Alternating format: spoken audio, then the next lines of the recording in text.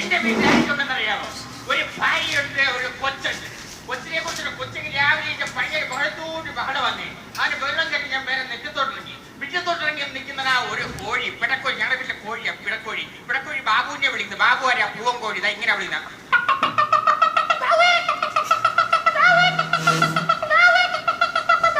ബാബുവിനെ അങ്ങനെ വിളിച്ചിട്ട് കിട്ടിയോ? കിട്ടിയില്ല. അന്നെ മൊബൈൽ എടുത്ത് വിളിച്ച് എയർടെലിന്റെ റിംഗ് ടൂണാ. കോഴിയില്ലേ, കോഴിയുടെ സൗണ്ടിൽ തന്നെ കേൾക്കുന്നത്.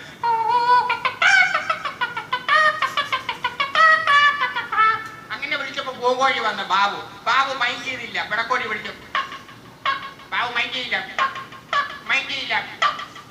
അച്ഛനും ബാബു ഇങ്ങനെ ഭയങ്കര ജാറ വലിച്ച് നിൽക്കാണ്. അപ്പൊ പൂങ്കോഴി ശൃംഗാരം വിടുന്നത് അതേപോലെ.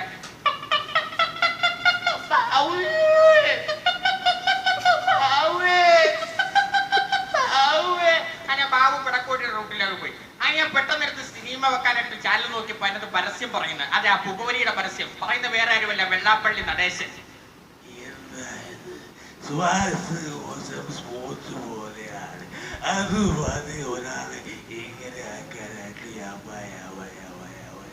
അങ്ങനെ പെട്ടെന്ന് ചാനൽ മാറ്റിയപ്പോൾ ഉമ്മൻചാണ്ടി വി എസ് അച്യുതൻ ഇരിക്കുന്നത്. ഇതിനെ കുറിച്ച് പറയാ, നോട്ടിനെ കുറിച്ച് ദൂരദർശന്റെ പഴയ പരസ്യം പറയുന്നത്.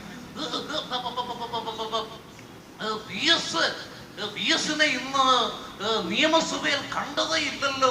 കേന്ദ്ര സർക്കാരിന്റെ നോട്ട് മാറ്റാൻ ബാങ്കിൽ പോയതാണ് ഞാൻ. ഇതുകൊണ്ട് എന്താണ് പ്രയോജനം? ഇതുകൊണ്ട് യാതൊരു പ്രയോജനവുമില്ല. ഇത് എങ്ങനെ നമുക്ക് കിട്ടും? കേന്ദ്ര സർക്കാരിന്റെ ടോൾ ഫ്രീ നമ്പറായ 113224 കുത്തു. ഇതൊക്കെ വളരെ ചെലവുള്ള കാര്യമല്ലേ? ഇതൊന്നും വളരെ ചിലവുള്ള കാര്യമല്ല, തികച്ചും സൗജന്യം മാത്രം. നമസ്കാരം. പ്രധാന വാർത്തകൾ. ഇപ്പോൾ കിട്ടിയ വാർത്ത. കേരള സംസ്ഥാന ഫിലിം അവാർഡിന്റെ മികച്ച നടനെ പ്രഖ്യാപിച്ചു. വിനായകനെ മികച്ച നടനായി പ്രഖ്യാപിച്ചു. വിനായകൻ കമ്മട്ടിപ്പാടത്തില് പെർഫോം ചെയ്യുന്നു.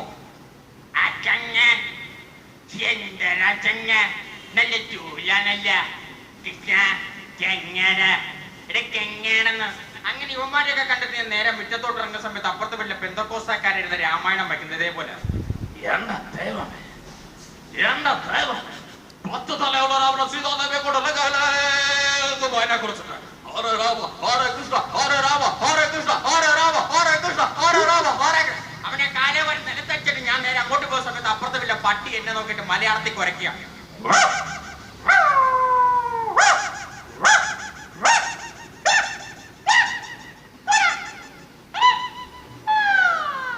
അപ്പൊ ഞാൻ പട്ടിയെടുത്ത് കല്ലെടുത്തോണ്ട് പട്ടി നിൽക്കുക. അപ്പൊ പട്ടി എന്നെ നോക്കിട്ട് ഒന്നങ്ങ നിൽക്കുവല്ലയോ, എറിഞ്ഞങ്ങ തള്ള്.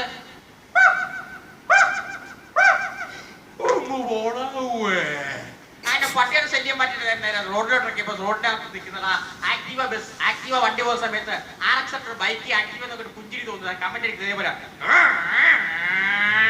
പിന്നെ അവിടെ ഒരു പോക്കുണ്ട്. മതിലിനകത്ത് ഒട്ടിയിരുന്നു. അപ്പൊ ആംബുലൻസ് മലയാളത്തിൽ കറിയുന്നത് ഇതേപോലെ.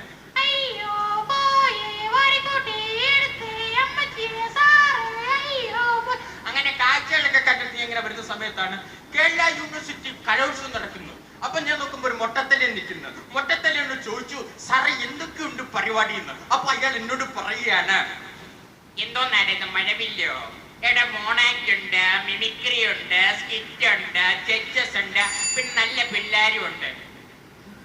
September 2, 3, 4 Santosh Pandit on the stage. എട്ട് കാണികളോ അങ്ങനെ പറയാൻ കഴിയില്ല. 5 കോടി മുടങ്ങി ആയി മണി പറഞ്ഞ Santhosh Pandit on the stage. എന്തിരുന്ന് സന്തോഷ് പണ്ട് പണ്ടേ മ്യൂക്രിക്കാർക്ക് പുച്ഛമെന്നറിയാം. സത്യം നിനക്കറിയോ, പെൺകുട്ടികളെ വിശ്വസിക്കാനേ പാടില്ല. എനിക്കുണ്ടായിരുന്ന ഒരു കാമുകി. ഞാൻ അവളോട് ചോദിച്ചു എന്നെ കൊണ്ട് വരുമോന്ന്. അപ്പൊ അവള് പറയാ, പോട്ടി വാങ്ങുന്ന അമ്മയുടെ സത്യം പോണിട്ട്. എന്തത് എന്തുമാത്രം പിള്ളേരത് മിമിക്രി എന്നൊക്കെ പറയുമ്പോൾ എന്ത് നല്ല കാഴ്ചയാണ്. എല്ലാവർക്കും കേരള യൂണിവേഴ്സിറ്റിയുടെ 1000 ആശംസകൾ. അങ്ങനെ പരിപാടിയെല്ലാം കണ്ട് എല്ലാം തൃപ്തിയാണ്. ഇനി നിങ്ങളൊക്കെ 1, 2, 3, 4 വെച്ച് എനിക്ക് തന്നു കഴിഞ്ഞാൽ എനിക്ക് മാറിപ്പോയി 2 എണ്ണം അടിക്കാം. ഏവർക്കും നന്ദി.